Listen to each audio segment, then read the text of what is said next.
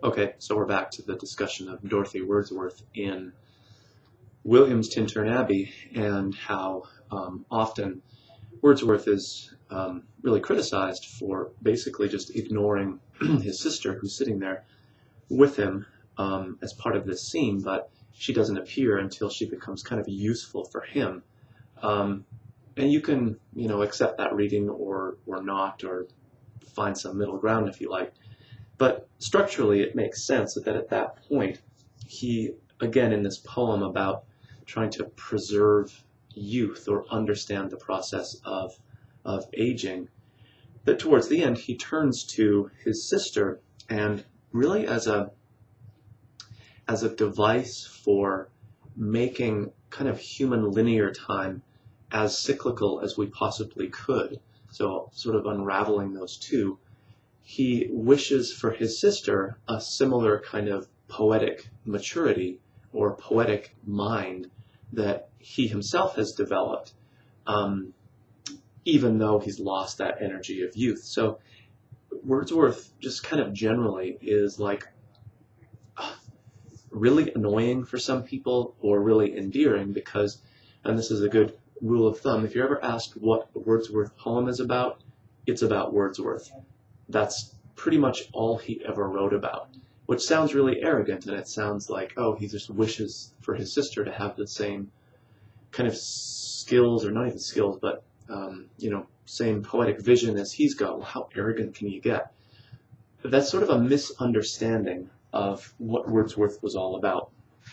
So the way that's, I think, a little more generous to understand Wordsworth and his kind of insistence on writing about himself, even if he's writing about events that are external to him, it's always sort of like how he is processing those events or how his act of seeing those and of understanding them, that's part of it. For Wordsworth, the self was the only honest thing that you could write about, because to remove the self, to remove the I, which was both the capital letter I, the pronoun, the person, but also the perceiving I, to remove that from the poem was kind of disingenuous. You were pretending that the world was just out there to be perceived and not something that you were kind of arranging and creating in the very act of perception. So Wordsworth was always writing about his own acts of perception. So when it comes to something like his wishing or the blessing that he bestows on Dorothy at the end of Tintern Abbey, it's not because he believes that he, has lived the perfect life and has done everything correctly, and that his sort of poetic gift is the result of really hard work on his part or intense training or whatever. It's truly is a gift that he's received that he wants, or that he hopes Dorothy will receive as well. So it comes off as kind of arrogant. Oh, I hope that you're as poetic as me when you grow up. But he's not claiming some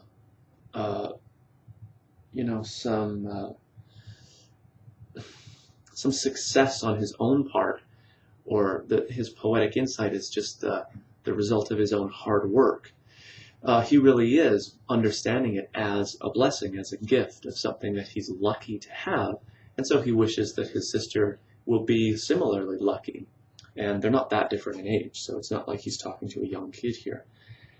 So her arrival into the poem at that late stage, again, is often read of just more evidence of Wordsworth's self-centeredness and his kind of arrogance, but I think structurally it can be understood in a lot of different ways that are a little more generous to Wordsworth himself. And I personally have gone through phases of just intensely hating Wordsworth's poetry, because it's like, oh my God, about you again, wow, shocker.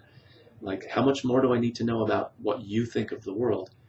But then I go through these other phases where I really feel like if you can get over that I voice, that insistent I voice, Wordsworth really does have some kind of amazing insights about the world and some really great ways of phrasing these things that kind of ring true. And he often talks about those moments in our lives, or those sorts of feelings that we have or experiences that are the hardest to put into language. So he doesn't shy away from those. He actually wants to explore those. And I think at certain points he's immensely successful in communicating in language those very experiences that are kind of monumental for us or really ground shaking, precisely because they aren't easily encapsulated in just words.